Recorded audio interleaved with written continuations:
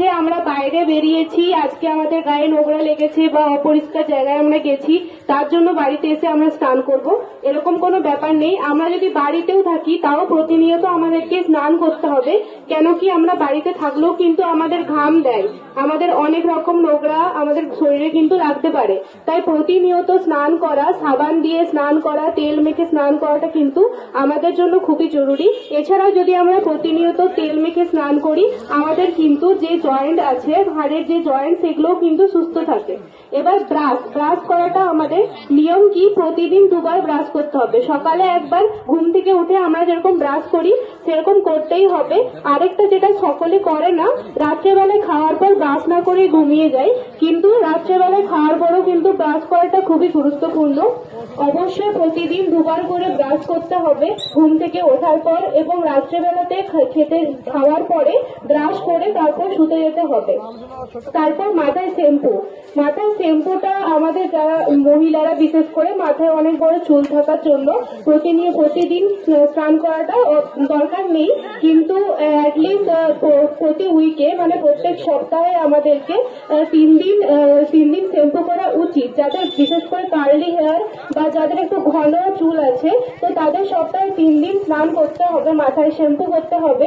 এছাড়াও যদি curly hair না থাকে, যদি কারো থিন হেয়ার হয়, যাদের অত চুল নেই, তাদের সপ্তাহে 2 বার স্নান করলেও হবে, কিন্তু মাথায় স্নান করতে হবে, সপ্তাহে 2 বার হলেও শ্যাম্পু করতে হবে। এরপর হচ্ছে আমাদের বাচ্চাদের জন্য যেটা খুব সবচেয়ে গুরুত্বপূর্ণ, বাচ্চারা কি করে না, বাইরে যত খেলাধুলা করে বাড়িতে ফিরে সেই হাতেই খাবার খেয়ে নেয়, বাড়ির লোক অতটা খেয়াল রাখে না, কিন্তু এটা থেকে অনেক রকমের জীবাণু কিন্তু বাচ্চার শরীরে ছড়াতে পারে। এমনিতে বাচ্চাদের শরীরে আমরা জানি যে রোগ প্রতিরোধ ক্ষমতাটা কম থাকে, তো সেই ক্ষেত্রে বাচ্চাদেরকে অবশ্যই খেলে ঘর আসার পর ভালো করে হাতটা পরিষ্কার করে ধুয়ে নিতে হবে, তারপর খেতে দিতে হবে, যাতে বাচ্চারা ওই নোংরা হাতে না খাই। এছাড়াও আমরা সবাই এটা জানি যে আমাদের যে মলমূত্র, এটা অবশ্যই আমাদেরকে কিন্তু বাথরুম ইউজ করতে হবে, যত্রতত্র মলমূত্র ত্যাগ করা যাবে না, এটা আমরা সব জায়গায় বলে থাকি, আপনারা সবাই জানেন। তো সরকারের তরফ থেকেও এখন বাথরুমের অনেক ব্যবস্থা রয়েছে, তো আপনারা সেটাও বিষয়ে খোঁজ নিতে পারেন, কিন্তু অবশ্যই বাথরুম ইউজ করবেন সবাই।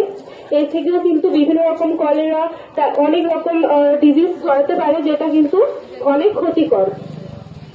এছাড়া হচ্ছে হাত পরিষ্কার করে ধুতে হবে। তো হাত ধোয়ার সঠিক কিছু পদ্ধতি আছে, সেই পদ্ধতি মেনে কিন্তু হাত ধুতে হবে সবসময়, খেতে যাওয়ার আগে বা খেতে যাওয়ার পরে। তো এই ব্যক্তিগত স্বাস্থ্যবিধির এই কয়েকটা পয়েন্টস আছে, তো এগুলো আপনারা মনে রাখবেন। এগুলো মনে রেখে যদি আপনারা জীবনযাপন করেন, তাহলে দেখবেন অনেক রকম রোগ জীবাণু হাত থেকে আপনারা এমনিই দূরে আছেন। ধন্যবাদ।